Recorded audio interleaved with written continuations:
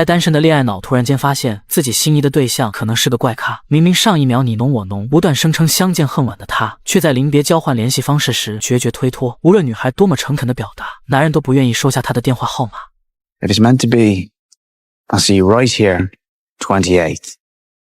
2 weeks isn't too long. It'll fly by. 原来男人一直想要拥有一段像中世纪那样古典却又纯粹的爱情，于是决定将他们的未来交给天意，给这段平凡的邂逅多加一剂刻骨铭心的调味。他们约定好2周之后，也就是女孩开学的第一时间，在火车站台不见不散，却不想这短短2周的等候会彻底改变他们的一生。回到家的杰西迫不及待地将这段奇遇分享给了自己的母亲，她不停调侃着男人迂腐的守旧思想，但却又句句离不开男人的优点与浪漫。母亲挑明告诉杰西，她已经坠入了爱河，杰西却娇羞地表示自己才没有，可实际上嘴角不经意咧开的笑早已毫无保留地出卖了他真实的心意。而另一边刚赶到哥哥家的克里斯也面临着相同的窘境，直到彻底和杰西分开之后，他才意识到自己对杰西的感情有多眷恋。听说弟弟爱情故事的哥哥差点笑得人仰马翻。在这繁华且快速更迭的时间，一段真挚的感情根本经不起时间的考验。他和克里斯打赌，那个天真无邪的少女杰西一定会辜负他们之间的邂逅，不可能去履行2周之后的情感约定。虽然克里斯一直在极力反驳哥哥的嘲笑，可他的心痛却像棵失去了根茎的蒲公英，始终追寻不到能让自己心情平复的落脚点。在这种空虚的心理下，他只能默默回到房间，不断翻看自己的手机，回忆着杰西脱口而出的几个数字，来强行将它们拼凑。直到最后，他是编了所有数字组合的排列，并给每一个号码都发去了自己精心准备的开场白，可却始终没能等到那个自己心心念念的回复。而那个他心心念念的天真少女，此刻也正因自己当时的冲动陷入了苦恼。他已经连续2个晚上都没睡上一个好觉，哪怕手机只是微微震动，他都会满怀期待地打开，去搜寻是不是自己期待的那个消息。可每一次的期待换来的都只是更加痛心的失望。在思念的不断怂恿下，他将自己对克里斯的思念录成了语音，不断模拟着对方听到后的回复。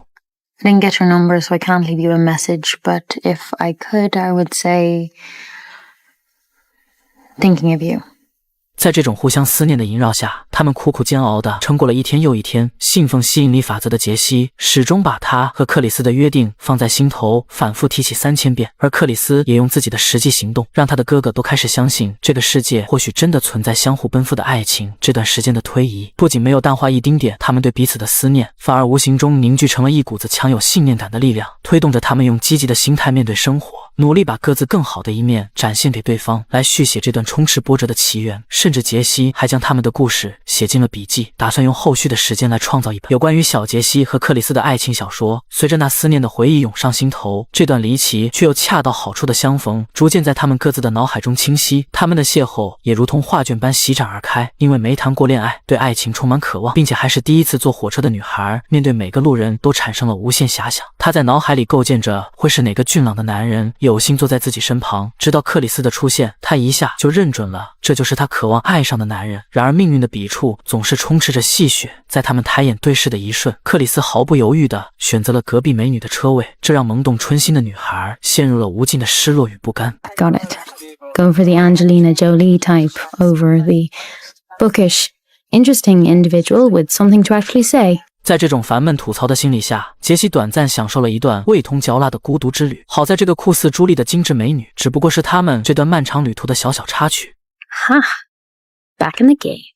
So long, Jolie. 接着就在杰西一直苦寻不到打开话题的契机时，卖货的乘务员意外给他们制造了认识的机会。他们2个几乎同时点了相同口味的冷门薯片，也同时被懒得搭理的乘务员视而不见。尴尬的2人只能相视而笑。而这也让男人不经意瞥见了女孩手中拿着的书，他们竟都是这本书的狂热粉丝。在这一系列的巧合之中，他们打开了话匣子，从书本上描述的内容聊到对生活的畅想，从生活上的小感慨畅聊到喜欢的山川河流。随着话题深入，他们愈发感觉到和彼此有一种相见恨晚的感觉，也渐渐对彼此产生了莫名的情愫。而男人也和杰西坦白，自己之所以一开始没有选择坐到他身边，是因为自己很喜欢坐在车子前进的方向，这能给他带来一种不断向前推动的精神刺激。这个回答完美的打消了女人心中的猜疑。越是注重仪式感的男人，越有一种独特的且吸引异性的魅力。之后2人心有神会地互换了座位，直到火车驶入了终点站，2人才依依不舍地分离，许下了那个有关中世纪爱情的承诺。杰西也不明白，这段旅途明明看起来并没有什么值得铭记的记忆点，为何自己会对那个男人如此在意？而他的母亲则用过来人的角度告诉他，有些爱情的发生本来就不需要刻意营造什么浪漫的相识，去藕断丝连，再追寻一生。真正的爱情发生本来就像是一条蜿蜒的湖泊，里面的水是随自然流逝，或是义无反顾，或是翻涌不息。母亲的这些话像一把打开了心灵的钥匙，彻底驱散了杰西心头最后的疑虑。他已经开始迫不及待地等到10天之后的赴约，去完成母亲口中的爱情翻涌不息。只是月亮不会永远是圆的，天上的云彩也会时不时地遮挡住太阳。就在他们的约定还剩下最后1周时，意外却突然闯进了他们的生活。2020年那个假期，一场席卷全球的灾祸让整个世界陷入了停摆，他们所在的小区都遭到了相当严控的封锁，这让他们本来约定好的时间遭到了遥遥无期的推延，这让之前满心欢喜的杰西变得有些悲愁垂涕。他本来就对自己的长相没那么自信，加上现在的足肉，他相信一切都是命运的刻意。看着眼泪即将喷涌而出的女儿，一向保守的母亲却强烈建议他不要那么早就轻言放弃。 I've got bets with all the neighbours on whether he'll show up. What? The whole street is on tenterhooks. 而此时的克里斯也和自己的哥哥吵了起来，他已经下定决心去车站赴约，而他的哥哥并不希望自己的弟弟拿生命冒险，只是现在再大的道理都无法安抚克里斯心中的躁动。在他眼里，爱情是一颗指引方向的启明星，他的浮现是自己的命中注定，哪怕追寻的过程曲曲折折，他也必须去为之努力。虽然他说的很有哲学性，但他的哥哥还是说什么都不肯借他一辆交通工具，于是克里斯只能狠下心，拿出了自己的杀手绝技。 If she's not there, I'll pay your rent for the next year. 最终在这巨大的诱惑之下，克里斯如愿以偿地借到了哥哥的自行车，他拼命地向着两人约定好的车站驶去，而杰西也在母亲的鼓励下放下了自卑，和他同一时间向着共同的终点前进。但还是那句话，如果将一切都归结于天意，那换来的只会是遗憾和错过。就在克里斯距离终点只差一个转弯时，唯一一条去向车站的路也遭到了封禁。可现在的他已经顾不上思考，为了这唾手可得的幸福，他必须放手一搏。然而就在他准备浑水摸鱼地绕过去时，负责监管的女警还是发现了他，知道躲不过的克里斯干脆上前和女警坦白自己和杰西的约定，请求对方放自己一马。然而女警并不相信男人的说辞。 I've heard a lot of excuses today, but that really is quite touching. Right.